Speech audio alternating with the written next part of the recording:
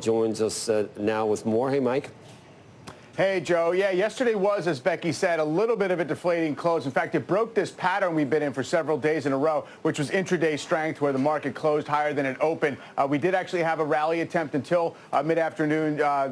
St. Louis Fed President Bullard kind of knocking things down by also endorsing larger rate hikes, more aggressive Fed hawkishness. Now, where it leaves us about flat for the week, ahead of the open with the pre-market declines. We'll be down for the week, but really still in this kind of 4,000 zone. It's been this prolonged, like 3-week hesitation. So the question is, at what level of pullback would you have to question really the validity and the upbeat message of this rally? We've gotten off the October lows and then year to date. I would say 3950 to 4,000, 3,900 to 4,000, call it another few percent lower from here. The 200-day average is now about 3,940. It's also flattened out. So there is room for it to be a routine pullback, but obviously we're absorbing things like those higher Treasury yields as well as a rebounding dollar. So take a look at the U.S. dollar index. Now, we had that big run as the Fed was tightening all last year. That kept risk assets like stocks under pressure.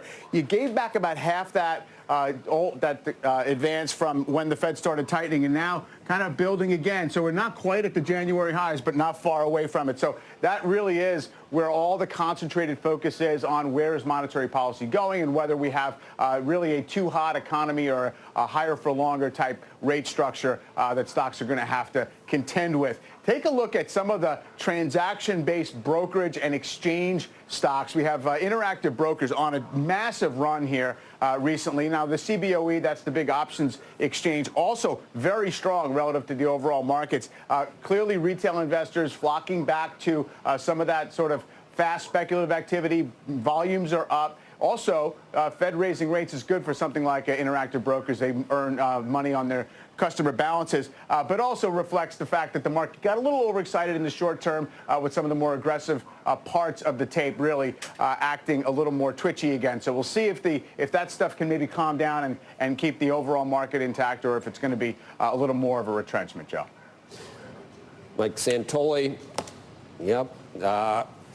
Kind of in, I don't know, we're in that weird area. I don't know if it's bullish, bearish, or what. We've been doing this trading range for so long. I don't think any of those sentiment measures mean anything anymore, Mike. Well, I think the sentiment measures are very open to interpretation, because if it's a bull market, then sentiment is just neutral. And it's actually, you have to see optimism and enthusiasm build in order to sponsor a market that's in better shape and is going to go higher. If it's just a bear market rally, then you say, well, we've kind of had false hope again come into the system, and it's just going to have to reverse. I'm not really in that camp. I think there's a lot of attributes of this rally since October that distinguish it from the typical and the recent bear market rallies, but we'll see whether it absorbs this little pullback well. Okay. Hey, Mike, I heard you earlier this week talking about how the Dow transports aren't nearly the great indicator that they used to be about when a recession may be looming. I guess that's just changes to the index itself. Yeah, well, the one point is Avis Budget is a pretty big component of it because it's a high-priced stock. But now that's a strong stock. It's a good proxy for travel demand. But I just don't think that the economy itself is the way it was, where that was the be-all and end-all. I would say trucking stocks really strong recently. Rail stocks sitting it out. They're not doing well. So you can interpret that various different ways. But when truckers are doing well, usually it's time to actually think the Main Street economy is doing fine, which is really supported by a lot of other info we're getting right now as well. Thanks, Mike. See you later. All right.